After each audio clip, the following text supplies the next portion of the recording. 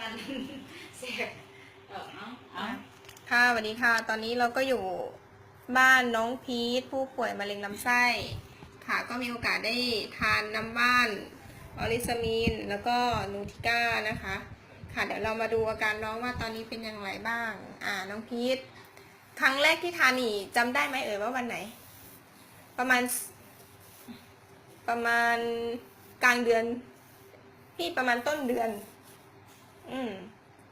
ตั้งแต่วันนั้นถึงวันนี้ประมาณ2 อาทิตย์กว่าๆเนาะใช่แล้วประมาณ2 อาทิตย์กว่ามีอาการยังไงบ้างก่อนที่ยังไม่กินมันจะเหนื่อยเดินไม่ได้และท้องอืดพอกินเข้าไปมันก็จะมีแรงเดินได้แล้วค่ามะเร็งก็ลดลงด้วยจากแต่ก่อนนี้เห็นบอกว่าเจาะเลือด3 ถึง 4 รอบใช่ไหมถึงได้เลือด15 ครั้ง15 ครั้งถึงเลือดถึงจะออกสลิงหนึ่งพอไปอาทิตย์ที่แล้วเจาะสลิงเจาะเข็มเดียวออกสลิงหนึ่งเต็มเลยหนูยังงงหมอก็งงด้วยตอนนั้นนี่ก่อนจะไปเจาะเลือดนี่ทานน้ำว่านกี่วันทานอาทิตย์เดียวทานอาทิตย์หนึ่งใช่แล้วก็ไปตรวจก็คือเลือดมันเขาเรียกว่ามันไหลเวียนได้ดีขึ้นมันไม่ข้นเนาะแล้วก็กินอะไรบ้างอาทิตย์หนึ่งก่อนไปหาหมอ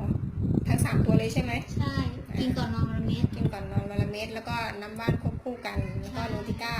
โอเคนูติก้านี้มันจะช่วยในเรื่องตัดขั้วของก้อนเนื้อตัดขั้วของเส้นเลือดที่มันไปหล่อเลี้ยงก้อนเนื้อไม่ให้ก้อนเนื้อมันโตอะค่ะตอนนี้เห็นบอกว่าไปหาหมอล่าสุดหมอบอกว่าไงนะก็เซลล์มะเร็งลดลงจาก9เหลือ4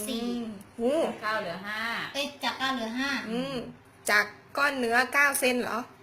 แต่ก่อนก็ประมาณเท่านี้หมอเอ็กซเรย์ให้ดูนะตอนนี้เหลือประมาณนี้จาก9เหลือ5ใช่โอเคแล้วค่ามะเร็งก็ลดลงตอนนี้เดินเองได้ด้วยตอนนี้ดูหน้าตาสดชื่นขึ้นมีแรงขึ้นน้ำหนักก็เพิ่มขึ้นมีน้ำหนักเพิ่มขึ้นด้วยจากแต่ก่อนกี่กิโลแต่ก่อน25ตอนนี้25เพิ่มมา29เพิ่มมา4 โลเนาะใช่โอเคแล้วก็ตอนนี้รู้สึกยังไงยังมีอาการที่แบบว่าเพลียไหมไม่เพลียแล้วรู้สึกสดชื่นมากขึ้นโอเคมีแรงขึ้นพูดถึงเอกสารโดยรวมเราก็ดูแล้วนะคะว่าถ้ามะเร็งมันลดลงจริงๆแล้วก็น้ำหนักน้องก็เพิ่มขึ้นโอเคค่ะก็ขอเป็นเคสศึกษาโอเคขอบคุณน้องพีทค่ะนี่ก็คือแม่น้องพีทโอเคแล้วก็พ่อน้องพีทอยู่ข้างหลังเนาะเราไม่ได้ถ่ายด้วยโอเคแล้วคุณแม่เป็นไงบ้างคะเห็นน้องอาการดีขึ้นเห็นดีขึ้นก็ดีใจเนาะอาการดีขึ้นก็ดีใจกับลูกมีอาการดีขึ้นที่มันกินแล้วดูสดชื่นเดินได้เองก็ดีใจกับลูกคุ้มค่าไหมแม่คุ้มค่าเงินไหมก็คุ้มค่าเงินเหมือนกับช่วยให้ลูกมีอาการแข็งแรงขึ้นเนาะโอเคลูกคนเล็กก็ไม่ได้ถ่ายด้วยเนาะออกไปเล่นข้างนอกลูกอันดาน้องอันดานะคะลูกสาวโอเคค่ะขอบคุณค่ะยังไงก็อย่าให้กินต่อเนื่องเนาะเพราะว่าอาหารเสริมตัวเนี้ยมันก็เป็นตัวที่แบบว่าสร้างภูมิคุ้มกันแล้วก็ฟื้นฟูเซลล์ของเราเนี่ยค่ะน้องบอกว่าน้ำว่านอร่อยมากโอเคขอบคุณค่ะ